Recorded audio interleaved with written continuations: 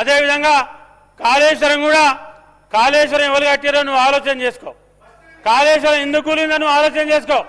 ఎందుకంటే మీ మీ మీ ప్రభుత్వంలో మీ పార్టీలో పెద్ద పెద్ద ఇంజనీర్లు ఉన్నారు.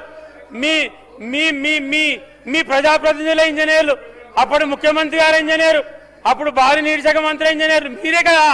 అదే కాళేశ్వరం ఇంజనీరింగ్ చేసింది మీరే, కట్టింది మీరే, కూలగొట్టింది మీరే. ఇవాళ దానికి మీరు నువ్వెందుకు ఉలికి పడతావు? దాన్ని కూర్చో. అదేవిధంగా మరి దాంతో పాటు ఇవాళ పేదలకు ఇల్లు ఇస్తామన్నారు. ఆనాడు ప్రభుత్వం చెప్పిండ్రు 2014 ఎలక్షన్ల ముందు టీవీలో బ్రహ్మాండమైన ఆడిచ్చారు. అల్లుడత్ ఎక్కడ, కొడుకు ఎక్కడ, కోడలు ఎక్కడ, బిడ్డ ఎక్కడ, ముసలాం ఎక్కడ, ముసలోడు ఎక్కడ, పండుకుంటే కాళ్ళు యువతల తలకాయ యువతల అని చెప్పి టీవీలో ఒక యాడ్ ఇచ్చారు. యాడ్లా చూస్తా కూర్చున్న చూసి ముంగట దండం మీద బట్టలు ఆరేసినట్టు, ఇటుపక్క గొర్రెలు పెట్టినట్టు, అటుపక్క మేకలు పెట్టినట్టు, అటు పశువులను పెట్టినట్టు పెట్టి ఆయనతో డబుల్ బెడ్రూమ్ ఇల్లు 10 ఏళ్ళు గడిచింది. ఒక్క పేదోళ్ళకి ఇల్లు రాలే, ఒక్క పేద కుటుంబానికి ఇల్లు ఇచ్చిన దాఖలా లేవు. ఇవాళ మా ప్రభుత్వం రేవంత్ రెడ్డి గారి నాయకత్వంలో శ్రీధరన్న గారు మేనిఫెస్టో పెట్టి మా ప్రభుత్వం వస్తే 5 లక్షలు ఇల్లు ఇస్తామని చెప్పి మా పొంగులేటి సీనన్న ఈ రాష్ట్రంలో దాదాపు నియోజకవర్గానికి 3500 ఇళ్ల చొప్పున ఇవాళ దగ్గర 4,50,000 ఇల్లు 22,500 కోట్ల రూపాయలతోని 119 నియోజకవర్గాల గీ పార్టీ గా పార్టీ అనకుండా ప్రతి నియోజకవర్గానికి 3,500 ఇందిరమ్మ ఇల్లు ఇచ్చి ఈ దేశంలోనే ఏ రాష్ట్రంలో లేని విధంగా 5 లక్షల ఇల్లు ఇచ్చేటువంటి ఏకైక ప్రభుత్వం తెలంగాణ కాంగ్రెస్ ప్రభుత్వం ఈ దేశంలోనే. ఇవాళ దాన్ని చూసైనా మీ మాటలు కట్టిపెట్టి మీరు కొంచెం మాట్లాడడం నేర్చుకోరు. ఏమన్నా అంటేనట ఫైల్ దొరుకుతలేట సంతకాలు పెట్టి, ఫైల్ పెట్టినే కాదా ఇవి సంతకాలు పెట్టలే కానీ రాలేదు. ఇవి వాళ్ళక్కడ ఫైల్ కనబడతలేట 6 గ్యారెంటీల ఫైల్. మరి ఎక్కడి నుంచి వచ్చినాయి 6 గ్యారెంటీల సంతకం పెట్టకపోతే? ఇవాళ ఎక్కడి నుంచి వచ్చినాయి ఉంటున్నాయి ఇవి ఎక్కడి నుంచి వచ్చినాయి ఇవి? మీరు అవన్నీ బంద్ చేయండి, మాట్లాడు బంద్ చేయండి. ఏమన్నా అంటే నోరు అబద్ధాలు నేర్చుకున్నారు. అబద్ధాలు మాట్లాడితే అబద్ధాలు కాదు మాట్లాడేది, వాస్తవాలు మాట్లాడి నేర్చుకోరు. మీరు చెప్పాలి రేషన్ కార్డులు ఇచ్చిండ్రు, మంచి పని చేసింది గవర్నమెంట్. సన్న బియ్యం ఇచ్చింది, మంచి పని చేసింది గవర్నమెంట్. ఇలా మేము ఇయ్యలే, మేము మోసం చేసినాం పేదోళ్లకు 5 లక్షలు ఇల్లు ఇయ్యలే, మీరు ఇచ్చిండ్రు, మంచి పని చేసిండ్రు. మీరు ఇలా 5 లక్షలను ఆరోగ్యశ్రీ 10 లక్షలు పెంచారు, మంచి పని చేశారు. ఇలా మహిళలకు మా అక్కలు చెల్లెలు ఎవ్వరు ఈ రాష్ట్రంలో ఎక్కడికి పోయినా ఇలా కొమిరెల్లి మల్లనే ఆదికత్తే ఇక్కడ బస్సు ఎక్కుతారు, పొద్దుకంగా ఆదికత్తే పొద్దుగాల పోతారు, తినే వాళ్ళ మళ్ళీ ఇంటికి వస్తారు. గిజ్జపూరి అది చెప్ప శాతం అయితే వీళ్ళకు బట్టిన అస్తుడు, కాగితాలు పట్టుకున్నాడు, మోసం ముచ్చటి ఎప్పుడు అబద్ధాలు మాట్లాడు, పేపర్లలో ఇంత రాయించుకున్నాడు, టీవీలలో ఎప్పుడు ఇదా మీరు చేసేది మిమ్మల్ని. అందుకే పార్లమెంట్లో 0. ఇవాళ సర్పంచ్ మీరు చెప్పారు జూబ్లీ ఎన్నికలు వస్తే ఓం ఎత్తానం తీస్తానం గెలిచినాం అయిపోయింది. ఏం గెలిచారు? 51% వచ్చింది కాంగ్రెస్ పార్టీకి. ఎక్కడ మీరు గెలిచింది? సర్పంచ్ ఎలక్షన్లు వచ్చినాయి. సర్పంచ్ ఎలక్షన్లు వస్తే అది గుర్తు లేదు, గుర్తు వస్తే మా తడాకం ఇస్తామన్నారు. మళ్ళీ చెయ్యి గుర్తు, కారు గుర్తు, పువ్వు గుర్తు, అన్ని గుర్తులు వచ్చినాయి. మళ్ళీ ఏం చూసారు?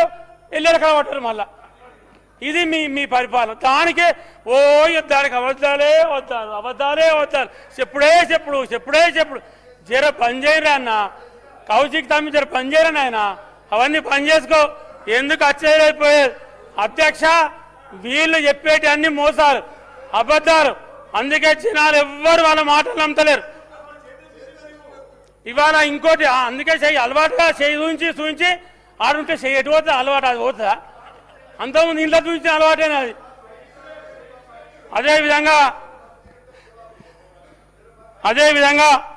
మరి గత ప్రభుత్వం వడ్డీ లేని రుణాలు దానికే చెప్తున్నాం. గత ప్రభుత్వం మీరేం చెప్పిన నిన్న మీ నాయకుడు మీరు మాట్లాడినప్పుడు అసలు మహిళలకు 2018 నుండి 23 వరకు 3,100 కోట్ల రూపాయలు మహిళలతోని ఓట్లేంచుకొని మోసం చేసినటువంటి ప్రభుత్వం పార్టీ అది. ఆనాటి ప్రభుత్వం పార్టీ అది. ఇవాళ మా ప్రభుత్వం 2024 ఫిబ్రవరి నుండి తెలంగాణ రాష్ట్రంలో స్త్రీనిధి రుణాలు కానీ, లింకేజ్ రుణాలు కానీ, 0 వడ్డీ డబ్బులు రూపాయి ఇవ్వకుండా 2025 డిసెంబర్ వరకు ఇవాళ డబ్బులు జమ చేసిన చరిత్ర కాంగ్రెస్ ప్రభుత్వాన్ని. మీరు మోసం చేసి ఆనాడు స్వర్గీయ రాజశేఖర రెడ్డి గారు 2005-6 సంవత్సరంలో ఆమ్ ఆద్మీ బీమా స్కీమ్ కింద ప్రతి సంఘ సభ్యురాలు 11 రూపాయలు అభయస్థం పింఛన్ కానీ ఆమ్ ఆద్మీ బీమా ఇన్సూరెన్స్ కింద కానీ ఆనాడు 11 రూపాయలు మహిళా సంఘ సభ్యురాలు ఇన్సూరెన్స్ కడితే సహజ మరణం పొందితే 30,000 రూపాయలు, యాక్సిడెంటల్ డెత్ అయితే 70,000 రూపాయలు.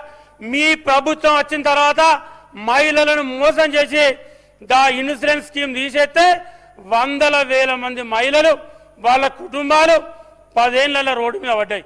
ఇవాళ మా ప్రభుత్వం మళ్ళీ ప్రభుత్వమే ముఖ్యమంత్రి రేవంత్ రెడ్డి గారే సీతక్క గారి నాయకత్వంలో ఇవాళ మహిళలకు ఇన్సూరెన్స్ కడతా ఉంటే ఈ రాష్ట్రంలో దాదాపు 180 కోట్ల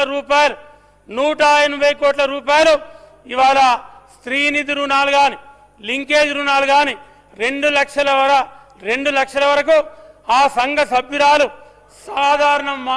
సాధారణ మరణం పొందితే ఇవాళ ఇన్సూరెన్స్ డబ్బులు వచ్చే విధంగా మరి ప్రభుత్వం చర్యలు తీసుకొని ఇవాళ ఇన్సూరెన్స్ క్లెయిమ్ చేస్తూ ఉంది.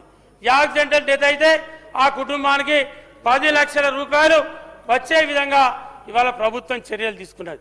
ఇంత బ్రహ్మాండమైన కార్యక్రమాలు నడుస్తూ ఉన్నాయి. దాన్ని పట్టుకొని సంఘాలకు మీరు ఏం చేస్తారని చెప్పి మీరు మాట్లాడుతూ ఉన్నారు. ఇంతకంటే ఇంకేం చేస్తే ప్రభుత్వం దేశంలో ఏ రాష్ట్రంలో కూడా డాక్రా మహిళా సంఘాలకు ఇంత బ్రహ్మాండంగా చేసినటువంటి ప్రభుత్వం మరి ఎక్కడ కూడా లేదు. ఇవాళ ఇందిరా మహిళా శక్తి పథకం కింద దాదాపు 1000 బస్సులు ఈ 5 ఏళ్లలో డాక్రా మహిళా సంఘ సభ్యులకు భాగస్వామ్యం చేసి 1000 బస్సులను వాళ్లకు రుణాల ద్వారా కొనిపించి మరి వాళ్లకు చేయుతనిచ్చి వాళ్ళను కోటీశ్వరం చేయాలన్నటువంటి ఆలోచనతో ప్రభుత్వం ముందుకెళ్తా ఉంది. అదేవిధంగా బస్సులతో పాటు ఇవాళ ఇందిరా మహిళా శక్తి క్యాంటీన్లు, అదేవిధంగా సోలార్ పంపు సెట్లు మరియు అన్నీ కూడా ఇవాళ బ్రహ్మాండంగా నడుస్తూ ఉన్నాయి. మరి ఇటువంటి నడిచేటువంటి ఈ టైంలో మరి మీరు ఏదైతే మరి గవర్నర్ గారి ప్రసంగంలో మా ప్రభుత్వం చెప్పినటువంటి ప్రతిదీ కూడా తూచ తప్పకుండా ఇవాళ ప్రభుత్వం ఒకటెనుక ఒకటి మరి 6 గ్యారంటీలకు సంబంధించి కానీ మిగతా స్కీమ్స్కి సంబంధించి కానీ మరి ఏదైతే ఆనాడు ప్రభుత్వాలు మేనిఫెస్టో పెట్టుకొని ప్రజలకు హామీ ఇచ్చి మరి ప్రజలకు హామీ ఇచ్చిన ప్రకారంగా ఎక్కడ కూడా వెనక్కి వెళ్లకుండా ప్రతి ఇచ్చినటువంటి హామీని ప్రతి అంశాన్ని నెరవేర్చే విధంగా మరి రాష్ట్రంలో ముఖ్యమంత్రి రేవంత్ రెడ్డి గారి నాయకత్వంలో ప్రభుత్వం ముందుకెళ్తా ఉంది. ఖచ్చితంగా రేపు రాబోయే రోజుల్లో మరి 6 గ్యారంటీలకు సంబంధించి కానీ మిగతా ఏదైతే ప్రజలకు చేస్తామని చెప్పి వాగ్దానం చేసినటువంటి కార్యక్రమాలు ఏవైతే ఉన్నాయో అవన్నీ కూడా తూచ తప్పకుండా అమలు చేయడానికి మరి కాంగ్రెస్ ప్రభుత్వం అధ్యక్ష సిద్ధంగా ఉంది. ఎందుకంటే మీకేందంటే ప్రభుత్వం చెప్పింది ఏ చేయొద్దు, ప్రభుత్వం ఏదైతే చెప్పిందో అది చేయకుంటుంటే మంచిగా ఉండు, మేము ఆడపోయి చిన్న ఏదో ధర్నాలు రాస్తారోకలు చేసుకొని ఆ పూట గడుపుకోవాల్సినటువంటి ఆలోచనతో మీరు ఉన్నారు. కానీ మీకు అటువంటి అవకాశం ఇచ్చేటువంటి పరిస్థితులలో ప్రభుత్వం లేదు. అటువంటి ఆలోచనలో ఈ రాష్ట్ర ముఖ్యమంత్రి రేవంత్ రెడ్డి గారు లేరు. ఎందుకంటే ఆనాడు 60,000 కోట్ల అప్పుతోని ఆనాడు ఉమ్మడి ఆంధ్రప్రదేశ్ నుండి తెలంగాణ రాష్ట్రాన్ని వేరు చేసి మరి దేశంలో 29వ రాష్ట్రంగా తెలంగాణ రాష్ట్రాన్ని ఆనాడు తల్లి శ్రీమతి సోనియా గాంధీ గారు ఈ రాష్ట్రాన్ని ఇస్తే ఆ రాష్ట్రాన్ని మీద మీకు అప్పచెప్తే ఈ రాష్ట్రాన్ని అప్పుల కుప్ప చేసి మరి లక్షల కోట్ల అప్పు తీసుకొచ్చి ఆ అప్పు తీసుకొచ్చి మా నెత్తిన పెడితే ఇవాళ దానికి అసలు వడ్డీ కట్టుకుంటూ మరి రూపాయి కూడా కట్టుకొని ఇవాళ ఏ పేదవాణిలో కూడా ₹1 ట్యాక్స్ పెంచకుండా పేదవాళ్ళకు ఎక్కడ ఇబ్బంది కాకుండా ఇవాళ మరి ప్రభుత్వాన్ని ముందుకు తీసుకెళ్తూ అన్ని కార్యక్రమాలు 1 కాదు 2 కాదు 10 సంక్షేమ కార్యక్రమాలు కాంగ్రెస్ ప్రభుత్వం వచ్చిన తర్వాత అమలు చేసుకుంటూ ఇవాళ ప్రభుత్వం ముందుకు పోతా ఉంది. మరి ఇటువంటి తరుణంలో మీరు ప్రధాన ప్రతిపక్షంగా ఇవాళ ఒక మంచి సలహా మంచి సూచన మంచి చేస్తే మంచి చేసిందని చెప్పండి, ఇది బాగలేదని చెప్పండి. కానీ లేతే తెల్లారు లేతే అబద్ధాలు ఆడు మోసపూరితమైనటువంటి వాతావరణం సృష్టించడం, మాయ మాటలు చేసి ప్రజలు మభ్యపెట్టేటువంటి ప్రయత్నం చేయడం, అవి ఫస్ట్ మీరు మానుకోండి. మీరు కనీసం నిజాలు మాట్లాడితే ప్రజలు అప్పుడు మీరు హర్షిస్తారు, స్వాగతిస్తారు.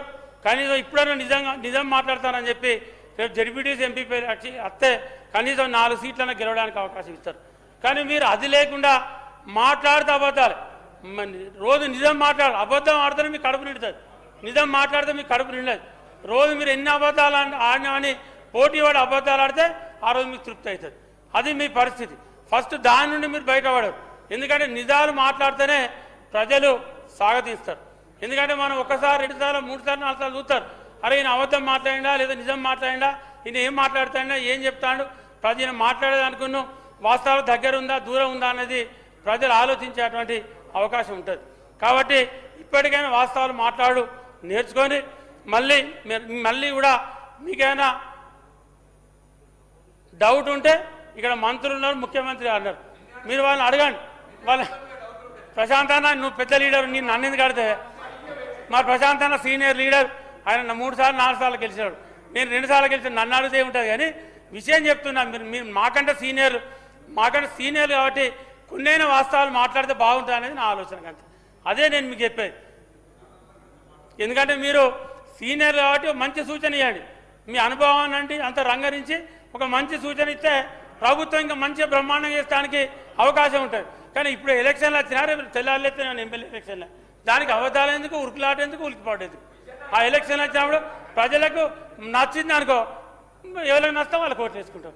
దానికి మీకు అంత ఇబ్బంది ఉన్నది. ఏదో ఇప్పుడు ఎలక్షన్లు వచ్చినాడు పొద్దుగాల వాళ్ళు మక్కలు తీసుకొచ్చి ఆడపోతే నాకు నిజంగానే బాగా అనిపించింది. ఎందుకంటే నేను మక్కలు తీసుకొచ్చి మీరు తెచ్చినారు, మీరే పట్టుకుని వచ్చి ఆడపోసారు. నేను చూడలేదా నేనే చూసిన మీరు మొక్కలు పట్టుకొని రాగా. మీరు మొక్కలు పట్టుకొని వచ్చినప్పుడు నేను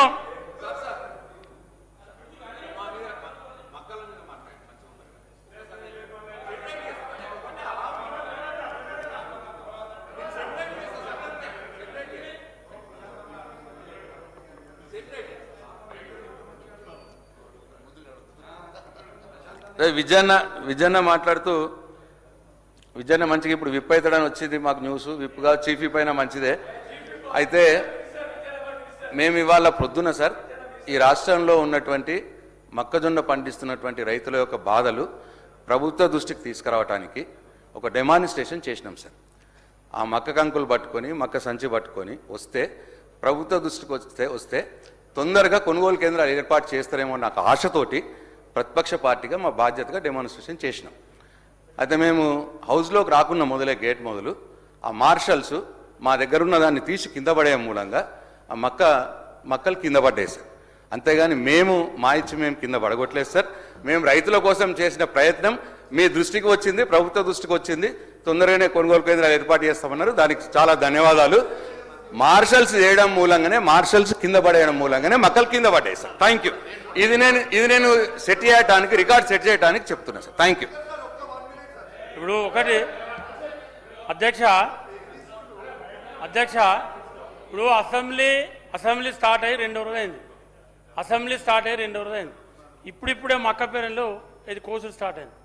ఇలా మేము రైతు బిడ్డలమే, మా ప్రాంతంలో మాకు కూడా వ్యవసాయం ఉంది, మాకు కూడా పొలాలు ఉన్నాయి, మాకు కూడా మక్క పేరెంలు ఉన్నాయి. మేము కూడా రైతుల కోసం అనేక పోరాటాలు చేసిన వాళ్ళే. ఇవాళ మీ ప్రభుత్వంలో కూడా మీరు ఏం పని చేసిండ్రు, మీరు ఇంత గిట్టుబాటు ధర కల్పించారు, రైతులకు ఇన్ని మోసాలు చేసినారో ప్రత్యక్షంగా చూస్తున్నాను నేను.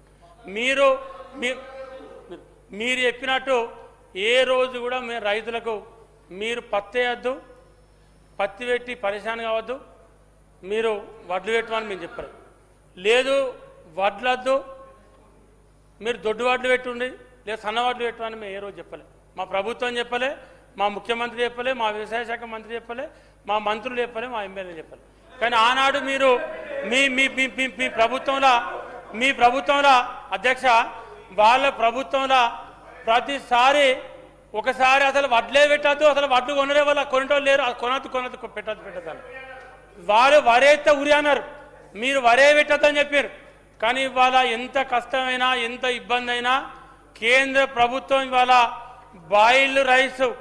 బాయిల్డ్ రైస్ తగ్గించినా ఇవాళ ముఖ్యమంత్రి గారు రేవంత్ రెడ్డి గారు మా ఉత్తమ్ కుమార్ రెడ్డి గారు వాళ్ళు ఏం తిప్పలు పడుతున్నారో పడి ఇవాళ ఏ రైతుకు కూడా ఇబ్బంది కాకుండా, ఏ రైతుకు ఒక వడ్ల గింజ కటింగ్ కాకుండా, ఏ రైతు వర్షాలకు వడ్లు తడిచినా రంగు మారినా మొలకొచ్చినా ముక్కిపోయినా ఇవాళ ఒక గింజ కటింగ్ లేకుండా, ఏ రైతుకు ఇబ్బంది లేకుండా ఇవాళ వడ్లు కొంటా ఉంది ఈ రాష్ట్రంలో కాంగ్రెస్ ప్రభుత్వం.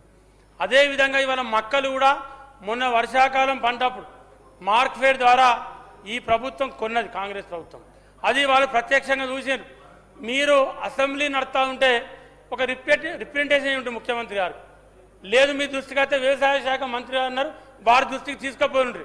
మీరు రెండో రోజే ఏం కాకముందే ఒక ఇష్యూ తయారు చేసుకొని మక్కలు పట్టుకొని తీసుకొచ్చి మీరు ధర అక్కడ కూర్చారు. అది ఎంతవరకు కరెక్టో ఒక సీనియర్ ఎమ్మెల్యేగా మీరు చెప్పారు కింద పడ్డే మీరు తోపులాడుతా అంటే తోపులాడితే కింద పడితే అధ్యక్ష మీరు చెప్పారు ఒకసారి తోపులాడితే అక్కడే కింద పడతాయా? అయినా అవి ఆ మక్క లోపలికి ఎందుకు రావాలి? మీరు సీనియర్ సభ్యులు, ఇలా మీరు సీనియర్ సభ్యులు, మీరు మక్కలు తీసుకొని హౌస్కి వస్తారా? ఎవరైనా మక్కలు తీసుకొని అధ్యక్ష మీరు చెప్పారు మక్కలు తీసుకొని హౌస్కి వస్తారా అంటే అది మీ మీ మీ విజ్ఞతకే వదిలేస్తున్నా, అది మీ విజ్ఞతకే వదిలేస్తున్నా, మీ విజ్ఞతకే వదిలేస్తున్నా. అంటే మీరు మక్కలు ఆడేందుకు కింద పడ్డాయి, మీరు తీసుకొస్తున్నాగా కింద పడ్డాయి మక్కలు, వాటికి అవి ఆకాశం మీకు ఊడొచ్చాడ పడ్డాయా? లేదు మీకెళ్ళి బయటికి వెళ్ళి వచ్చి మీరు నెత్తికి వచ్చినాయా? మీరు మక్కలు తీసుకొస్తే కింద పడ్డాయి. ఇలా ఏం కొంపలు మునిగిపోయినాయి మక్కలు పట్టుకోవచ్చారు, ఇక్కడికి ఏం కొంపలు మునిగిపోయినాయి మక్కలు పట్టుకోవచ్చారు? ఏం మునిగిపోలే. చూస్తానే నేను రైతు బిడ్డనే, మీకంటే ఎక్కువ రైతుల కోసం జైలుకు పోయిన చరిత్ర నాది. మీ ప్రభుత్వంలో గుర్తుపెట్టుకోవాలి. మీ ప్రభుత్వం నన్ను జైలుకు పెడితే రైతుల కోసం జైలుకు పోయిన నేను, మీ ప్రభుత్వం జైల్లో పెడితే జైలుకు పోయిన నేను. మీరే నాకు రైతుల గురించి చెప్పేది. మా మా మా మా మా నియోజకవర్గంలో నేను రైతు నాయకుడిని, రైతు బిడ్డను. ఏ రైతు కూడా మీరు ఇక్కడ విజయరామనారాయణ వాత మా నియోజకవర్గం నన్ను విద్యానాలు ఇస్తారు చిన్నోడి కానీ పెద్ద దాకా. ఏ రైతు కూడా నా గురించి ఏ రోజు కూడా తప్ప, అధికార పక్షమైనా ప్రతిపక్షమైనా నేను రైతు కోసమే మాట్లాడతా, రైతు కోసమే బతుకుతాం. ఇవాళ కూడా నేను చెప్తున్నా, ఖచ్చితంగా మీ ఎమ్మెల్యేలు మా మంత్రులు కలిసి మార్క్ఫెడ్ ద్వారా మక్కలు కొనాలని మేము చెప్తాం. మీరు మక్కలు పట్టుకోవచ్చుకొని చెప్తానో, లేకపోతే మీరు మక్కలు పట్టుకోవచ్చు ఏదో అక్కడ అసెంబ్లీ గేట్ ముంగడ నాట్యం చేస్తాం మేము చెప్పాం. మాకు తెలుసు రైతులకు ఏం చేయాలి, రైతులకు ఏం గిట్టుబాటు ధర అని తెలిసినటువంటి వ్యక్తి, తెలిసినటువంటి పార్టీ, తెలిసిన ప్రభుత్వం ఈ రాష్ట్ర రైతు ప్రభుత్వం. గుర్తుపెట్టుకోవాలి. మీరు అది తెలియకుంటుంటే తెలుసుకోండి, నేర్చుకోండి. అంతేగాని మాకు ఈ రైతుల గురించి చెప్పాల్సిన అవసరం లేదు. ఖచ్చితంగా రైతు